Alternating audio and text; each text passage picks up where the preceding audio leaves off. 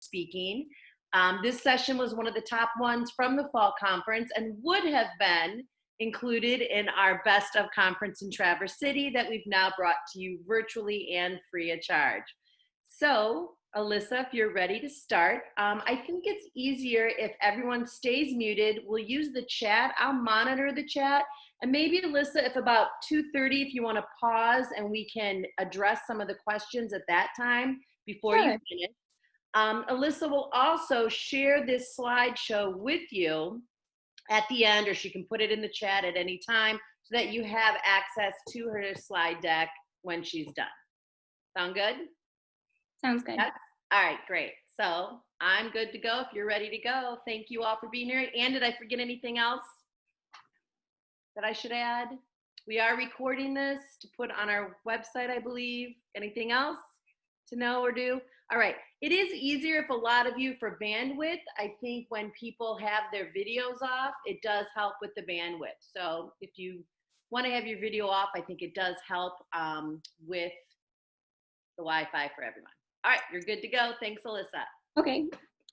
All right, so I'm super excited to have so many diverse people in our room, different languages, different grade levels.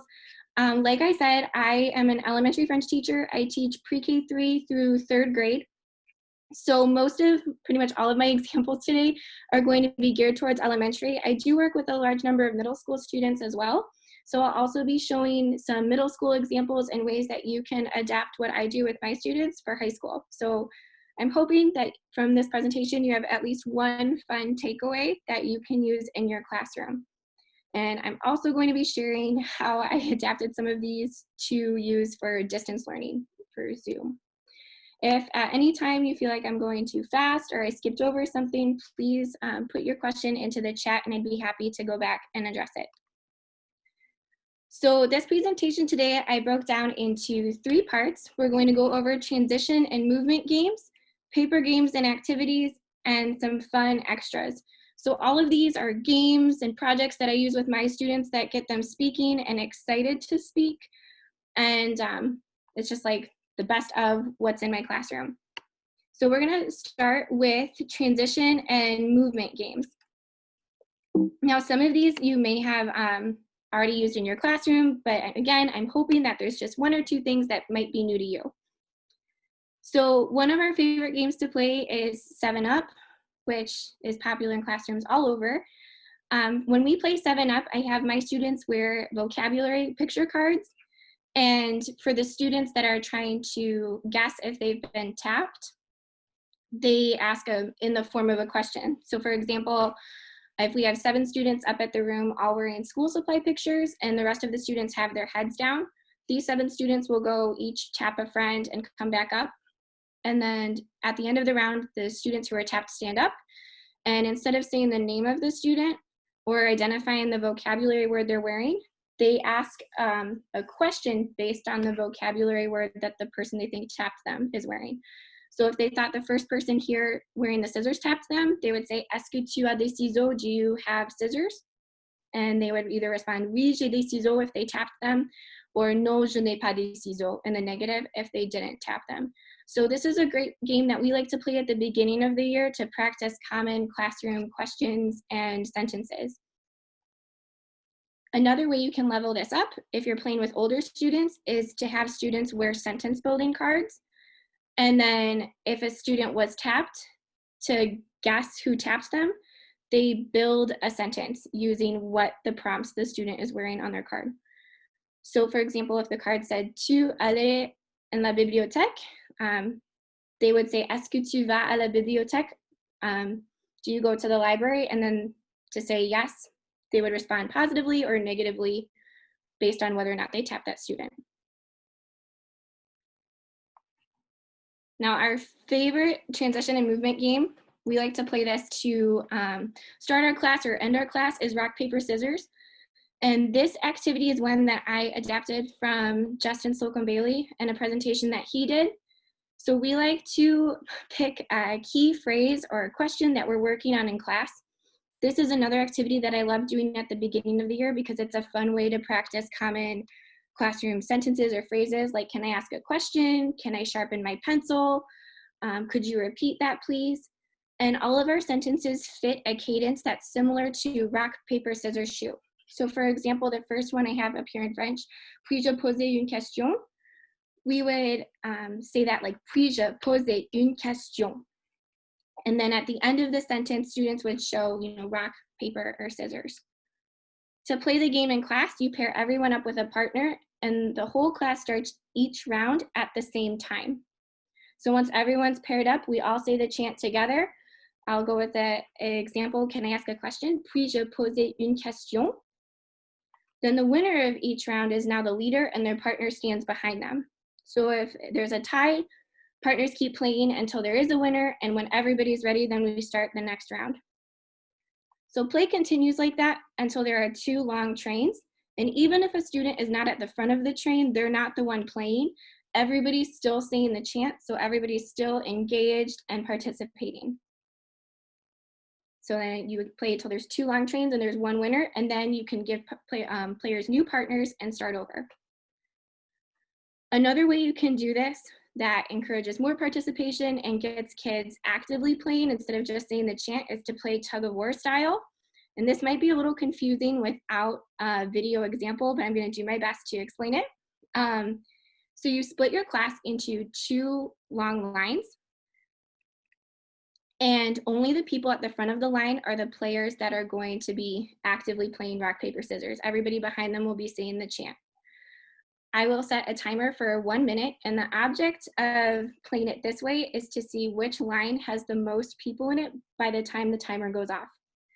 So with our example, may I ask a question? These 2 at the front of the line would be saying the chant, puis-je poser une question? The winner is going to stay in their line and move to the back.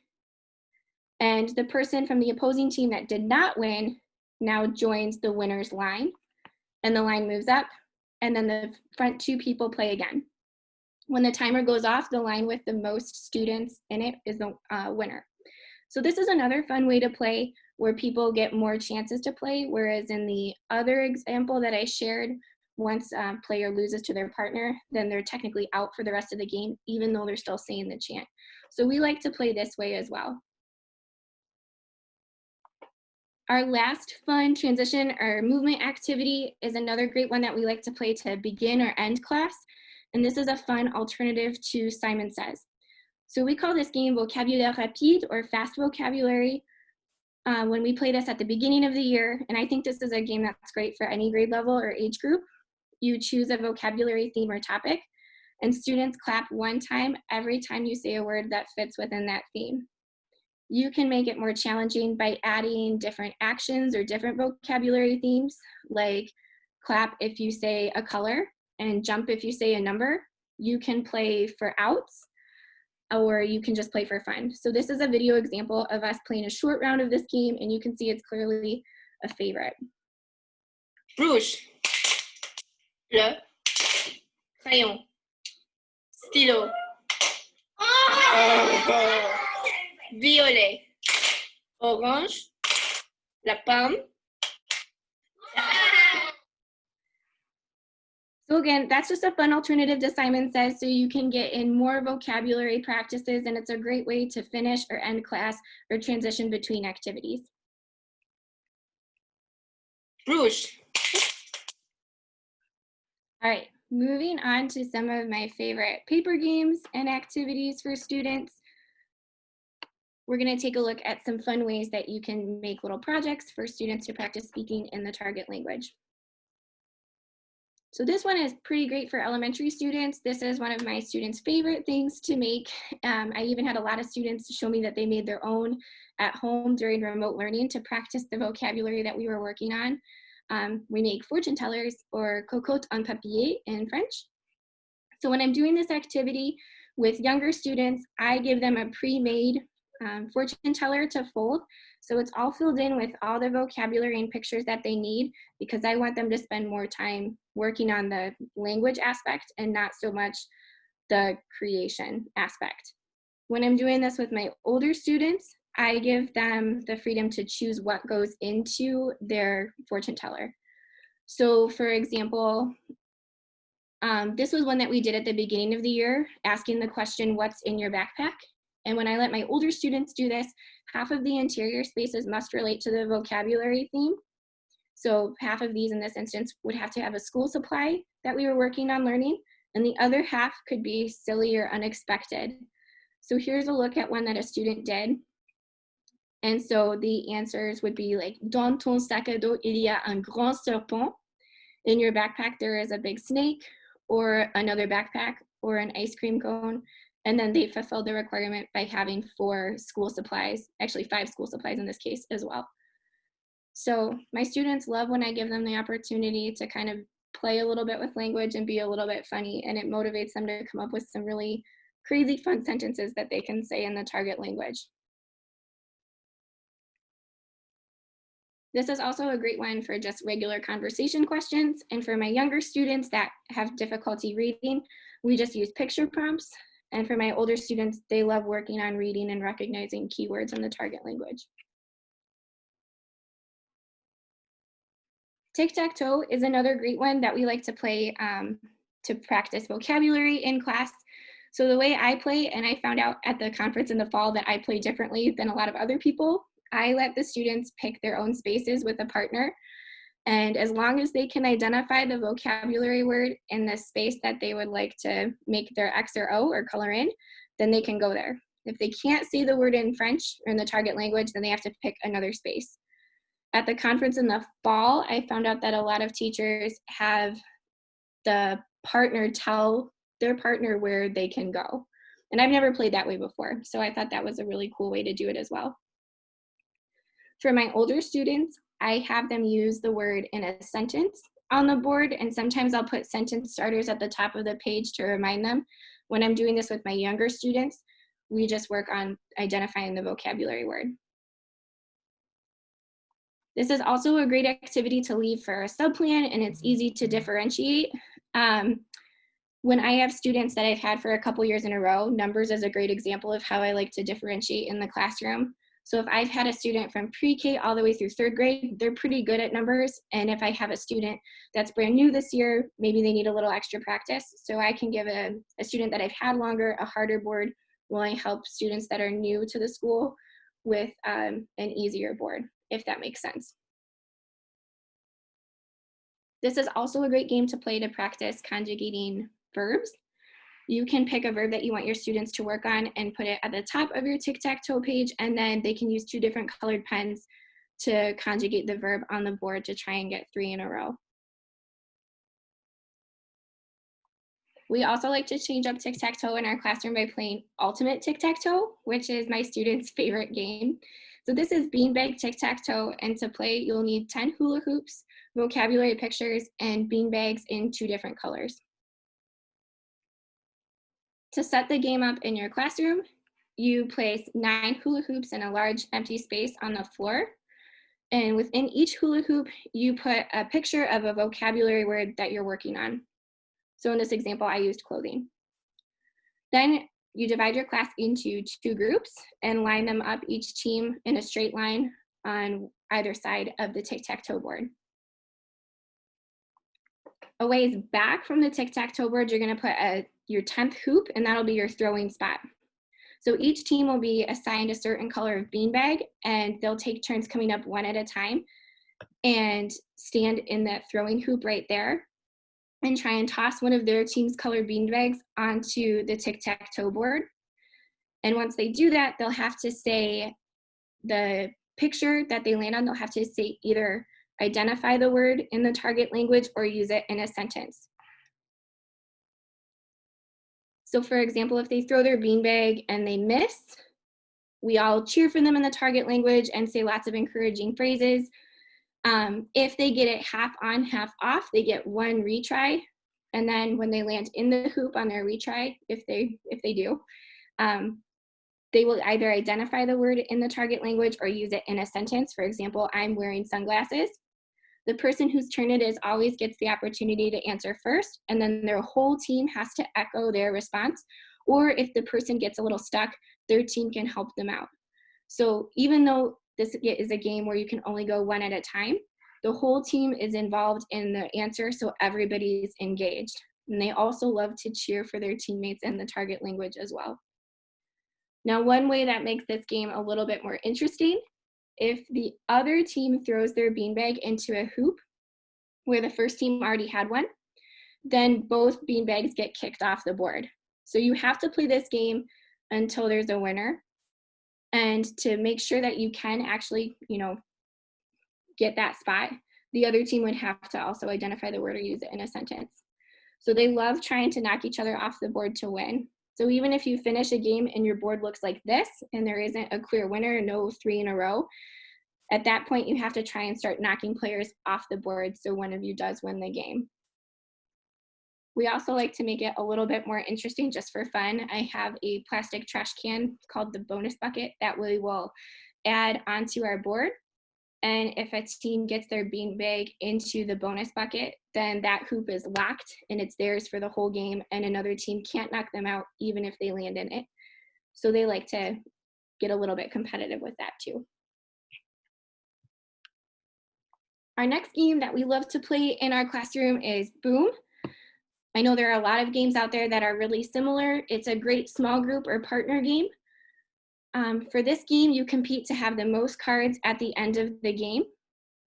So when you draw a card, you either identify the word or use it in a sentence in the target language, and then you add that to your keep pile. If you have a card that says boom, you lose all your cards and they go in the discard pile. So for my discard pile, I found these little plastic trash cans on Amazon that we use, so they like to say into the garbage in French. If you get a star card, you can name any word within the vocabulary theme of that deck, and you get an extra turn. This is great for any vocabulary theme, and I think you can use this game for any grade level. I know that I like to play with my middle school students to work on tenses. So I made, for example, a boom game where every time you pull a card, you get a simple sentence in the present tense. And then they would have to change that into the past tense, the passé composé. So there are a lot of ways that you can differentiate this game for different grade levels. And this was a game that was really, it really came in handy for me during distance learning. So throughout the year, I will send students home with one of these games after we finish that vocabulary unit so they can play and practice at home. And I try to have them all cut out and wrapped for them, but sometimes time isn't on my side. And I'll just send it to them like this, printed front and back, and they can cut their cards out at home. So throughout remote learning, I had students that would reach out to me during office hours asking if we could play Boom together on the computer.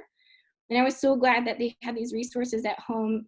It was just really a nice way to connect and have something tangible, so you weren't, tied necessarily to your screen, if that makes sense.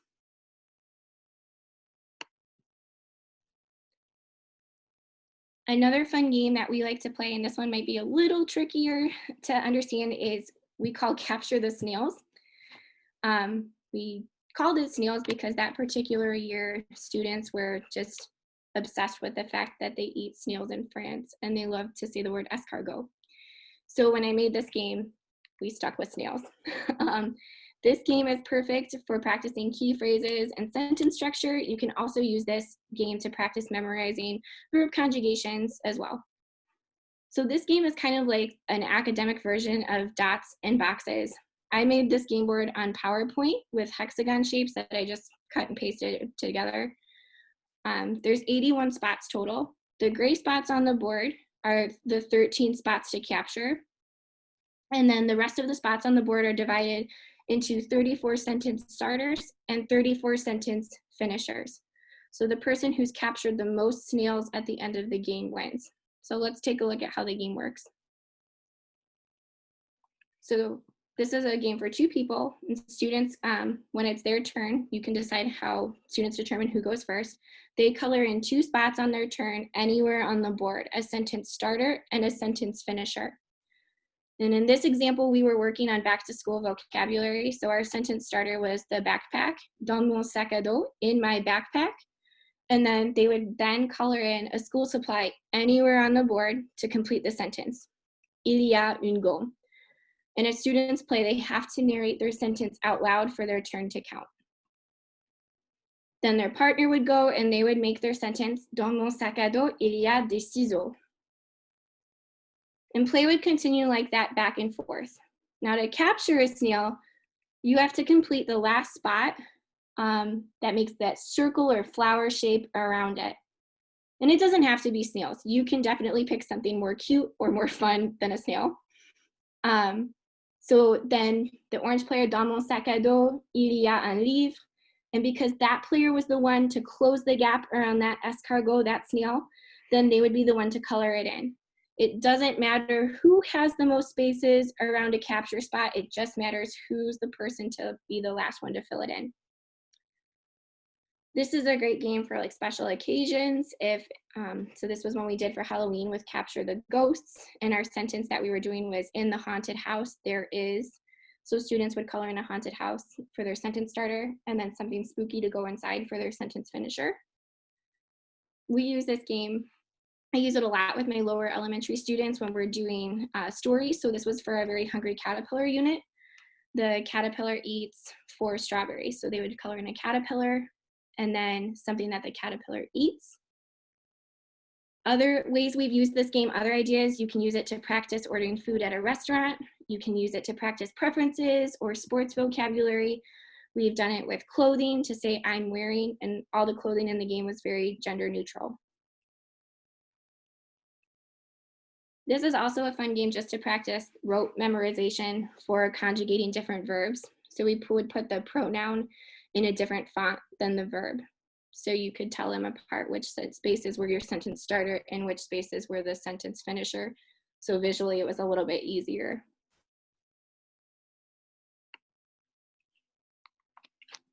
Another favorite game of ours is Connect 4, and there are so many different ways to play this game. It's another great game for vocabulary reinforcement or for studying more complex vocabulary concepts, which I'll share at the end. So for this one, we do it roll the dice style. So if a student rolls, for example, 1, if we're looking at the board on the left, they could either color in the apple or the banana anywhere on the board. And again, when you're playing games like this, if you're playing with lower elementary students, you can have them just identify the vocabulary word. You can have them use it in a sentence, or you can kind of turn the game into a conversation. So one partner would ask, do you like strawberries, whatever the person's choice was, and then they would answer as they colored in their food. 6 on the game board is free choice. So when they get 6, they can color it in anywhere on the board, and then the first person to get 4 in a row wins. For this game, I either print it out on paper and they can use crayons to color it in, or to save resources, we print it out, laminate them, and then use like bingo chips, the transparent ones, so it's easy to see through. This is another great game that you can use to practice verb conjugation, just for rote memorization to help drill that into students' heads. Or you can have them, if you're working with older students, they can play with 2 colored pens, 2 different colors, and hand write in the response. So you're getting a little bit more student output. So a game would look like that. And they can go anywhere on the board, and they can help each other check their work. Another fun way to use this is to combine concepts. So for this one, we were working on demonstrative adjectives, agreement, and clothing. So to write in a spot on the board, the students would have to pick the correct adjective and make sure that the color that corresponded to the clothing item in their space agreed. So there's a lot of opportunities to customize this kind of game as well. This was a game that we were able to use successfully on Zoom. I kind of did this to review at the beginning of our Zoom sessions, mostly with 3rd and 2nd grade. And the students would tell me in French where they wanted their space to go. And if they had the capability, if they were doing it on an iPad, it was especially easy. They could just color in the space in their team's color. And they loved drawing on the screen, so that made it really easy and really fun. I would either play this game where my students would be trying to beat me, or I would split them into 2 groups and they would take turns going back and forth.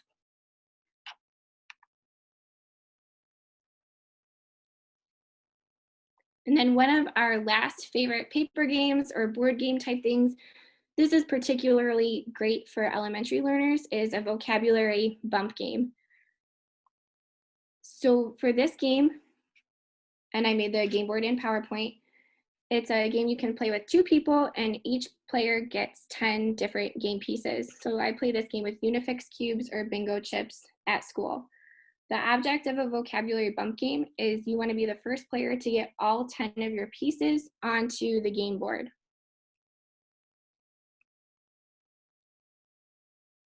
On your turn, when you roll the dice, you have your option to pick between 2 different vocabulary words on the board. And to put your piece on the board, you either use the word in a sentence or identify the word. It depends on what you're working on in class. And then play goes to your partner. So you identify the number in the target language, you look at your options, the monkey or the zebra, and you pick which one you want to color and say the word in French or in the target language. Now my students love this game because it's another one where you get to knock your player off the board. If you roll the same number that your opponent rolled and they have it covered up on the board, you have the opportunity to bump them off. And when my students bump their partner off, I have them say, "I got you" in French, "Je t'ai eu," and they get really into saying that. So then it makes it more difficult for your partner to win. 6 in this game means that you lose your turn, and to give players an advantage, if you roll a number that you've already rolled earlier in the game, then you have the opportunity to double cover, and that means that you cannot be bumped off, that spot is locked and you are safe. So my students love playing this game, especially at the beginning of different vocabulary units, just to practice making sure they understand the words and how to pronounce them. And the first person to get all 10 of their chips on the board wins. Now, if, for example, under the first one, if you rolled 1 and later in the game, both of these options, the elephant and the lion, were double covered, then it would kind of be like you lose your turn. Now I'm going to share one more and then we can stop to check for questions. This last one is a favorite paper game, and it might not seem like that great of a deal, but I discovered that making word search is huge, makes them super engaging and fun. So this was a group activity that we would do at the beginning of different vocabulary units. This was also a great one to have in my back pocket for a sub-plan. And to make these giant word searches, I made them, regular size in PowerPoint. And then our school has a print center, so they were able to enlarge them to, I think, 18 by 24. But you can also take them to a copy center and laminate them if you want to reuse them as well. When my students do this activity, they're engaged in the target language 100% of the time. And I find that just taking a regular activity and making it bigger, whether it be tic-tac-toe or shoots and ladders, increases the engagement 100%. I also like to have empty word searches available in my classroom as an early finish activity or as an extension activity, maybe something they can take home. And I have students create their own word search, and then I type them up on my computer, and I have them available in the class for their friends to take home or do as an early finish activity. And they get really excited about, making their own resources for students to use in the classroom. I also think that word searches are a fun way to add a challenge to students. Maybe you just give them a theme, like the one on the left is a French vegetable word search. And I don't give them any of the words that they're looking for. They have to use their vocabulary knowledge and write down the vegetables as they find them. Or I'll give them a picture prompt, so that tells them what words to look for. Or my favorite one is a hidden message word search. So if they correctly find all of these vocabulary words at the bottom for the word search on the right, there will be a few boxes left over that aren't colored in. And if you write those words in order from top to bottom, left to right, it reveals a secret word. So in this one, it was find the missing item from the grocery list. Before we move on to The last section of the presentation was some of my favorite bonus activities that didn't quite fit into the other first two categories. Does anybody have any questions or any comments? I can stop sharing if that helps.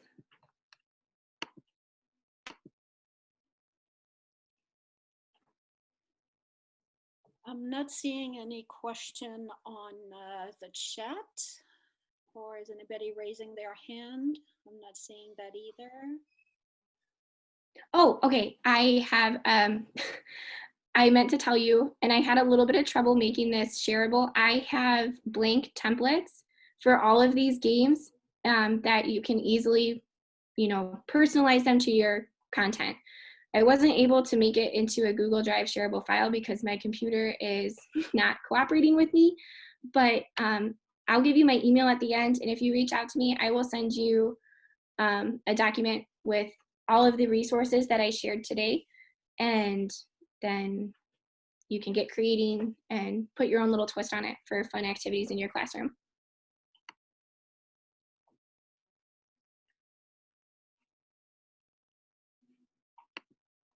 That way too, if I email this to you and you have another question later or want to know how to make something work, you can always just reach back out to me and I'm happy to help you.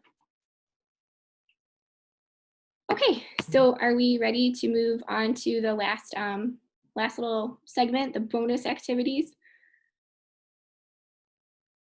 I think you can go ahead, Alyssa. Okay. Sorry, this is like, it's a lot of stuff and I feel like I'm going a little too fast. It's weird being on Zoom where you can't see people's faces. All right, so the last section, I'm gonna share 6 of my favorite activities or resources that I use in my classroom, and 2 of these in particular were really helpful to use on Zoom with my students.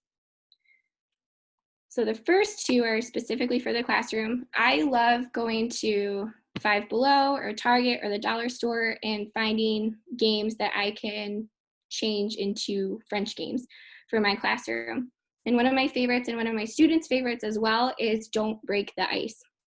And I wish I had a picture of my actual games, but they are sadly at school. So what I did with this game to make it French is I created a little grid in PowerPoint where each square is about 1 inch, and I filled in with different vocabulary clip art for all different themes. And to make them interchangeable, I laminated the papers, cut them all out, and I put a little Velcro sticker on the back, and I put Velcro stickers on all the ice cubes for the game. So it's really easy to change out. I keep everything in a binder, and that way I don't lose anything, and I only have to buy like 4 games for my classroom instead of buying a different game for each vocabulary theme. So for those of you that aren't familiar with Don't Break the Ice, you and a partner or a team have to hammer different ice cubes through the board without making the little penguin fall through. So I love to use this activity just at centers for students to practice using vocabulary in sentences and conversation, or just identifying the word. But I discovered it was too easy for students to get off task if they were using this game in a center. So I came up with a Don't Break the Ice tournament. So I put students into 3 or 4 small groups, and I give them all a game. And then at the beginning of each turn, I give them a vocabulary word that's on their board, and they work together to find the right one, and then they hammer that one through and pass the hammer to the next student. For my older students, I'll use a vocabulary word in a sentence, and they'll have to find the right vocabulary word that I said and hammer it through. This is great because they love working together to help each other out and make sure that they don't make a mistake. And if they do, mistakes are fine. That's how we learn best. But I finally love, the competitive aspect of doing it in a group. So the way I do it for the tournament is the first person who's bored to fall, they earn 3 points. And then if they work together quietly to put their board back together, which is very challenging to do, they can earn a bonus point. The person who's, the group who's has the second board to fall, they get 4 points. And then if they flip their board over, and quietly start working together to put it back together, they get a bonus point. So the group with the last penguin left standing gets 5 points. And if they quietly and collaboratively put their board back together, then they can earn a bonus point as well. So it's just a fun, different way to practice vocabulary that students really like. You, in this example, I only had 3 groups, but you can have 4 or 5. And yeah, they're very good too about their boards not all being identical. So it's completely random when they set the board up. They never know which word I'm going to call. So if I said, in this example in the picture, we were doing family members and pets. So if I said the grandpa, they would all have the grandpa in a different spot on their board. And there was never a question about that being fair or unfair, which sometimes you have to worry about with little kids. Another fun thing that I did at school this year was a talking gallery wall. So I am really bad at finding time to try and record students, speaking or doing work, especially with the younger ones. With the older students, they're a little bit more autonomous and they can use different apps to record themselves speaking. But I love to show other people in the school and visitors what is going on in my language classroom. So I found these recordable buttons on Amazon. There are a ton of different options. So if you go into Amazon and just type in, talking button, recordable button, you'll come up with all kinds of options that look really similar to this. And I ordered a couple of them to make this outside of my classroom. So when you flip them over and you put the batteries in, you turn this little knob to the left to record, and then you can switch it back to the right to play. So you can redo it as many times as you want. You just press and hold the button while you're recording. And it shows you where the microphone is so students know where to talk. So for this one, I had students volunteer. This was totally, whoever wanted to show off their skills in French to demonstrate a different concept that we were working on. So this was an example of an introduction. I have students showcase different projects. And this was a menu project that we did. So I got these frames from the dollar store and I made the pictures on PowerPoint.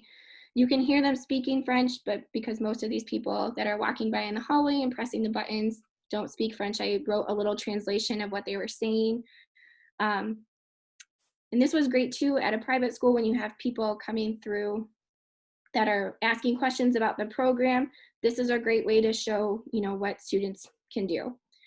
Unfortunately, I did this right before school closed. So the way it worked for the first week or two is I would change these pictures out about every other week. So we had a different representation of students and grade levels. I even had a couple classes sing a song, so their whole class was featured on the gallery wall, but this wasn't something that I was able to do for the whole year. So, and the students at my school were really good about not pressing the buttons at inappropriate times in the hallway. It was a really cool way to showcase what was going on in our language room. So I'm excited, hopefully, to try that next year again. All right, now I'm going to share 2 games that are our favorite games to play using a smartboard, BenQ board, projector, and these games were really fun to play with my classes on Zoom. So one of our favorite games to play is Treasure Hunt, and you can modify this to make it into almost like a Jeopardy game. So I would split the class into either 2 teams or they would play against me. And blocking the lock on each treasure chest, I would put a picture of a word that was within our vocabulary theme. So in this example, it's clothing. And then to open the treasure chest, the students would either have to identify the word or use it in a sentence. And then when you click on it, it would disappear to reveal a certain number of coins behind it. And this one, it looks like it's not working. But however many coins are behind the treasure chest, then that would go to that team. You play until all the treasure chests were gone, and then the team with the most treasure wins. So when I was playing this in my classroom and I was versing my students, I would make a little cheat sheet. So in this case, I would make a little 3x4 grid, and I would mark which chests had the least amount of treasure, so which ones I would pick, because my students love to beat Madame anytime they're playing a game against me.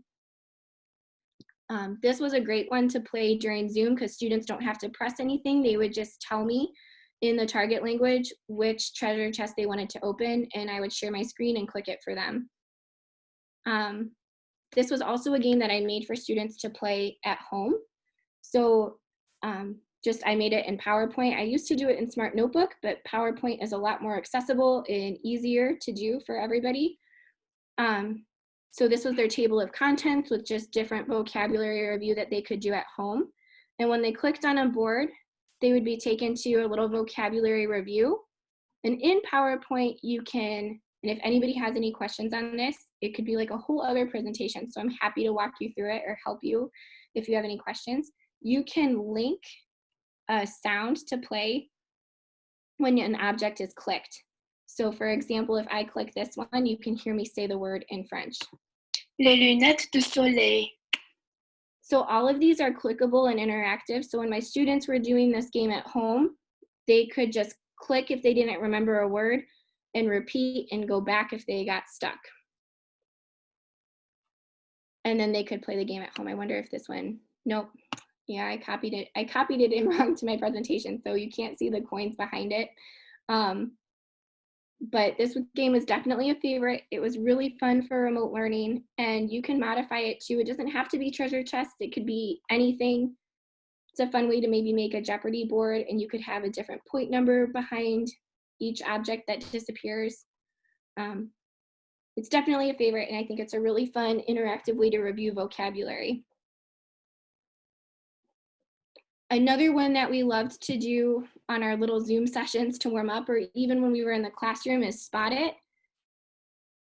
And I would make these games on PowerPoint and animate them so the cards would fly in a fun way. And the way you play is there's always one picture that's the same between any two cards. So the first student to, usually they end up all shouting it out at the same time unless it's really tricky. So when we would play it on Zoom, they would all shout it out at the same time, and then I would reveal the answer, and then we would have two new cards. Other ideas for using Spot It, you can use the game to review vocabulary in a specific theme. So the example on the right shows animal vocabulary. You can also make it a little bit more challenging for older students. If you've seen the French version of Spot It, the official game, they have a combination of words and pictures. So the match between two cards could be a word and a word and a picture, or a picture and a picture. So it makes you think a little bit more. I made all of these Spot It games into videos on Loom so students could play at home. And it's easier than making an actual card game of this because it takes a lot of work to make sure that any two cards you pick out of the deck would be a match, if that makes sense. So when you're making it on PowerPoint and you're only having two cards on each slide at a time, you don't have to worry about if the cards on slide 4 would work with the cards on slide 5, if that makes sense. You would just fill your two cards with, I'll go back. You would just fill your cards with whatever vocabulary clip art you have and make sure that there's one matching item between the two cards. So that was a fun one that my students liked to play at home, and they liked to play on Zoom and in the classroom. Another resource that totally saved me during remote learning was just PowerPoint in general. I was able to make tons of fun games on PowerPoint by animating different clip art and turning that into a video on Loom for my students to practice. So this is an example for a preschool one that I did, Mystery Picnic. And I would go through the whole slideshow like I am now, but I would be narrating it for my students in French. So for each round, there would be different foods. I would say them in French as they appeared on the screen and give the students time to repeat it. And then we would count them as well. And then we would count to 3, 1, 2, 3. And then they would have to tell me in French which food was missing from the picnic. So this was a fun game that we liked to play in class too, but PowerPoint made it really easy to turn into a video for remote learning and make it a fun resource that my students could access at home. And then this is jumping ahead. As you progress through the levels, you can add many more vocabulary items to make it harder and harder as you go through the game.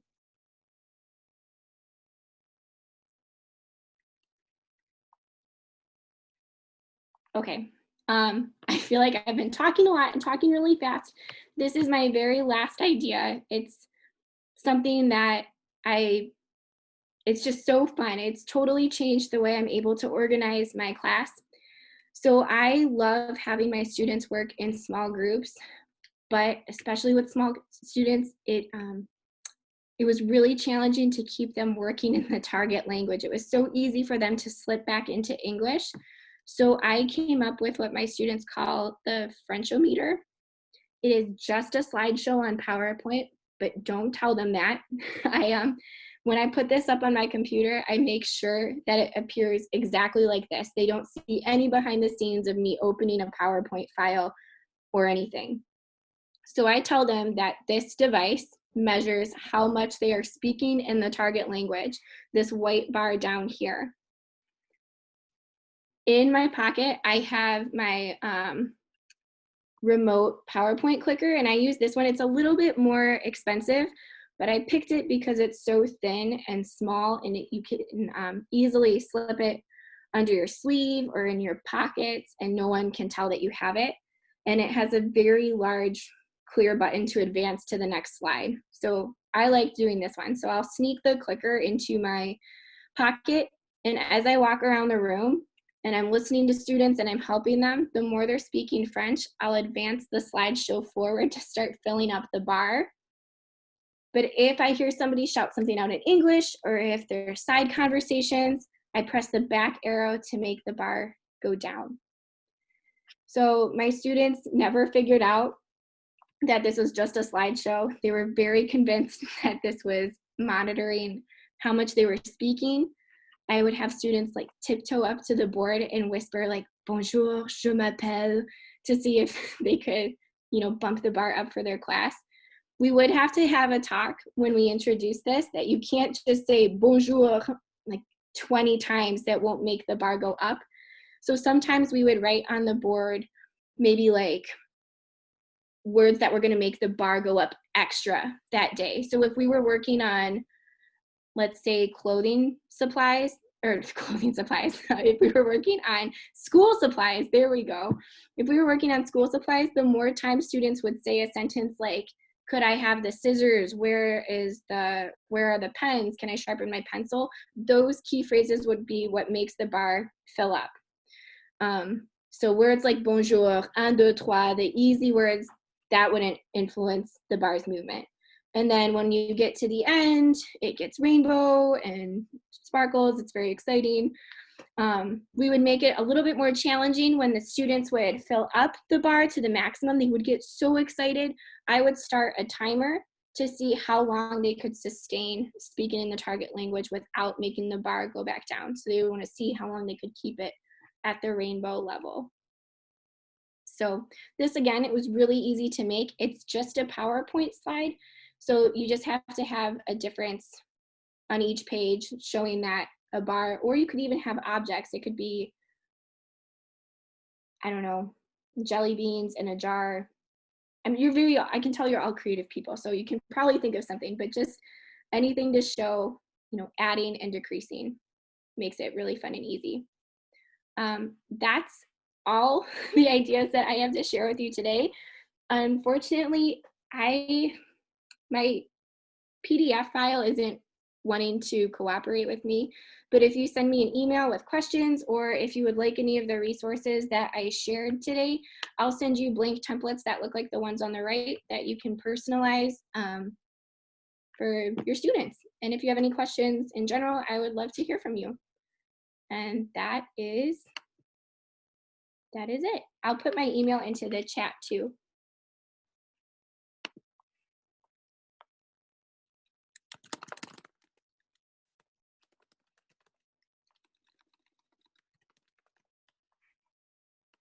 Oops.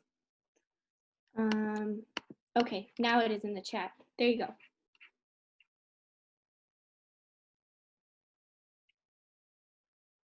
I'm going back through the chat to see if there are any other questions. Oh, somebody, it was Marcy, you said the fonts and templates. The fonts I all get off of Teachers Pay Teachers, which is like the holy grail for fonts. If anybody has any questions, can put it out. I'm really happy that all of you took time from your summers to come participate. It was so nice to virtually kind of meet all of you. So thank you so much.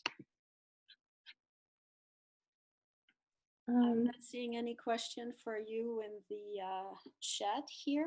Does anybody have any question that you want to ask by voice or in the chat so that we can continue the conversation?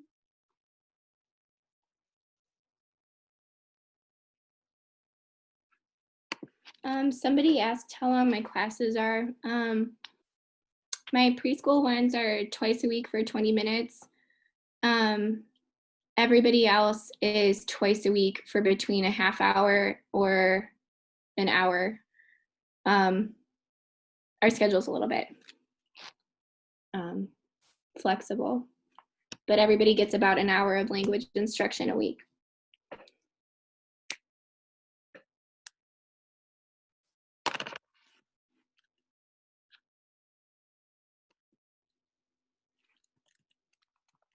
I'm gonna put my email one more time into the chat. I'm so sorry. I tried to make it like a shareable link, but the other thing too is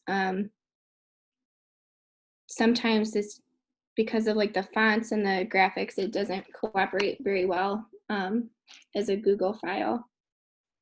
I think the recording will be posted on the website. Yeah. Marcy, you want to explain where the recording is going to be? I believe we're going to be putting it on the members only page, but we haven't. We're discussing that tomorrow morning during the board meeting, where it's going.